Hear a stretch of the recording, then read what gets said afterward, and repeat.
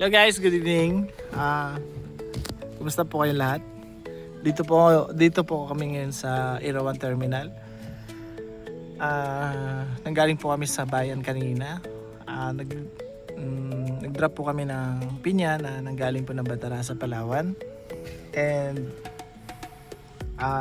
kung naalala nyo po yung video na to, yes po, hindi po yan siya, no? Kumbaga yan po yung pangalawang customer ko na nahulingan ko po ng pinya.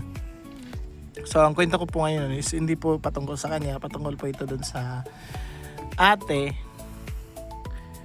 na actually 2 beses ko na siyang na-deliveran or na haulingan ng pinya from Batarasa to Puerto Princesa City. So inakala ko nun is paano sabihin na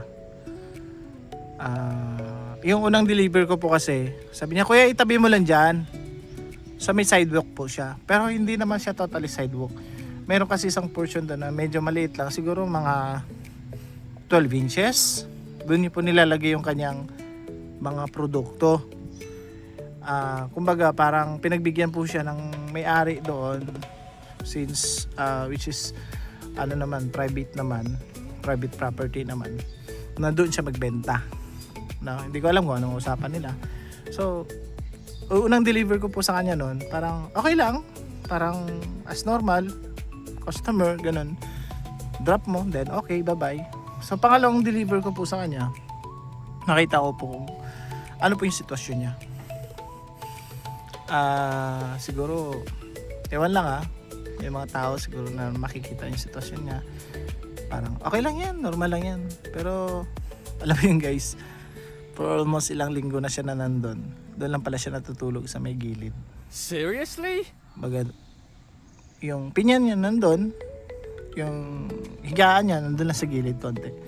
Yung talagang ready to fight na ta. Ready to fight.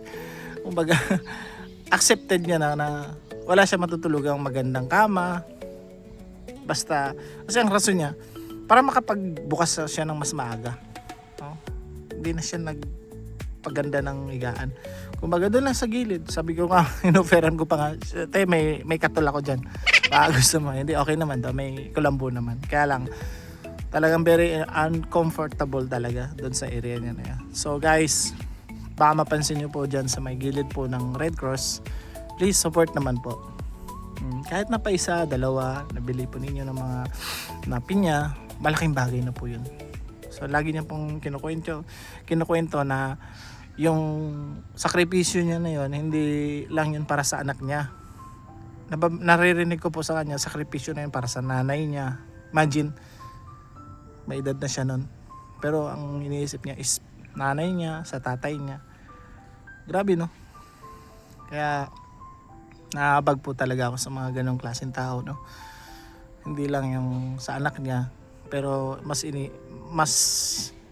iniisip niya pa rin yung nanay at saka tatay niya. So, napaka-swerte. Napaka-grateful niya. Napaka-grateful talaga ng kanyang mga magulang. Kasi may anak siyang ganyan. Na ginagawa ko to, sir, para sa nanay ko, sa tatay ko. Laking tulong.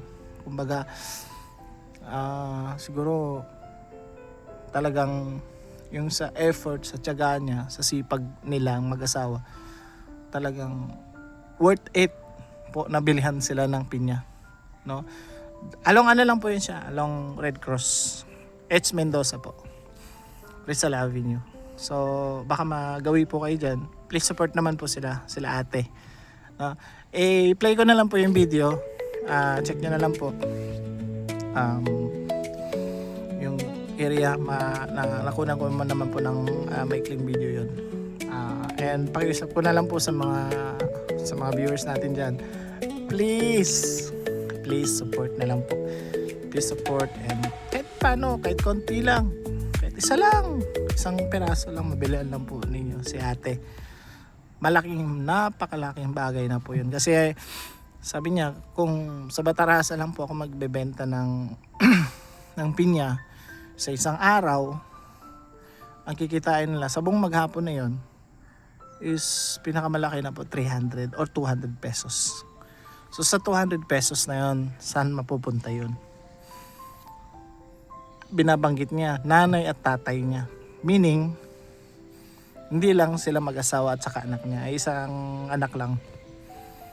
Sinakop niya na rin yung kanyang nanay at tatay. So siguro medyo mahina na rin, wala na rin sumusuporta. So sa mga nanay tatay dyan na sinusuportahan po ang kanilang sinusuportahan pa rin sila ng anak nila, very grateful niyo po talaga, napakaswerte ninyo. And sa mga anak sa mga anak na walang pakialam sa mga nanay tatay nila, nako, pag-isipan yung mabuti, no? Hindi tayo nabuhay sa mundo na wala sila.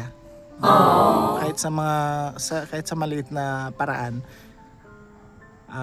sa nakikita ko doon kay ate, siguro maliit lang na, para sa atin siguro maliit lang yun, pero para sa kanila napakalaking bagay na yun, na magantian nila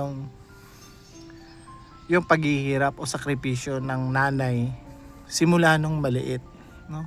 Baby pa, alagaan, ngayon binabalik sa kanila. Napaka grateful talaga ng magulang, and napaka bait po ni ate. Please support na lang po. Okay, watch na lang po yung video para mas ma-appreciate nyo po yung kung ano yung sinasabi ko. Thank you guys, and good night po sa inyo lahat. Si kuya, apat. Yung dalawa iniwan ko dun sa ipilan, dun sa bahay kay nanay. Binigyan ka na niya? Oo, okay na. Hindi ko rin, yung nakaraan na binigay mo, alam mo kung saan napunta yan? Doon, sa kapatid ko sa San Manuel. Oo. Sa Merkulis ulit. Oo, hindi naman sabing kailangan Merkulis. Kahit iba-ibang araw, wala mang kaso. Na, hindi ka malugi sa trapal mo? Hindi ka ganun tayo? Hindi Yan si ate. Guys, baka gusto niyo bumili ng pinya, dito lang po yan sa harap ng gilid po ng, ano na nga ang tawag dito? Palawan chapter. Red Cross sa may Mendoza Park po. Tapos dito po yan sa may Senior High High School ng National. Suportahan niyo po si ate para malaki pong tulong po niya sa magiging mabibili po ninyo. Oo. Kahit na pa isa-isa lang, malaking bagay na po yan sa kanya. Okay guys, good night po. Ingat po. Ayan po si ate, yan po yung may-ari ng ng pwesto dito sa